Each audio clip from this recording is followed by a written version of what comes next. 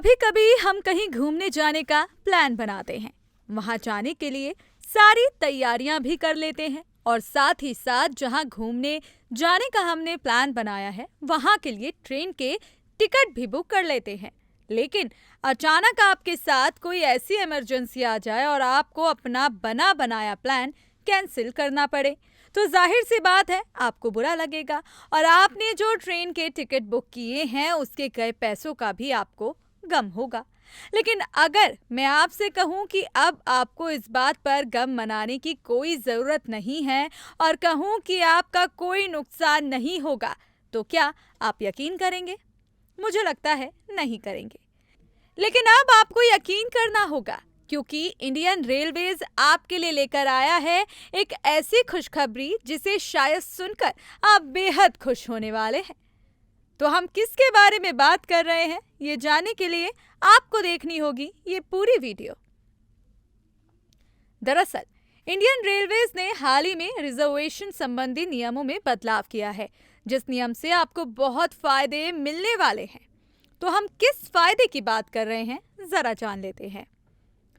तो बता दें कि अगर आपने यात्रा पर जाने के लिए रेलवे से टिकट बुक किया है पर किसी कारण से आपको वो टिकट कैंसिल करना है, तो अब आप वही टिकट किसी और को ट्रांसफर कर सकते हो।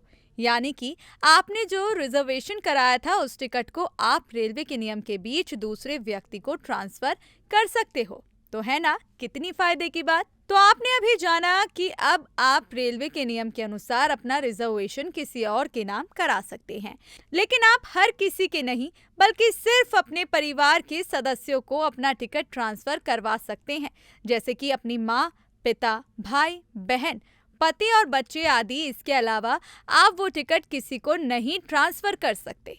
आपने रेलवे के नए नियम के बारे में तो जान लिया है, लेकिन इसको करने का तरीका क्या है वो भी जान लेते हैं।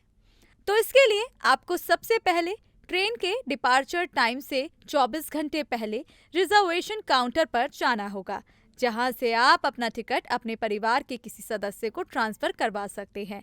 लेकिन इसके लिए आपको अपने परिवार के सदस्य का आईडी प्रूफ बुकिंग क्लर्क को दिखाना होगा। साथ ही आपके द्वारा बुकिंग क्लर्क को एप्लीकेशन भी देनी होगी।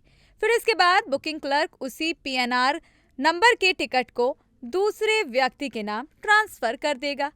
तो है ना ये कितने फायदे की बात।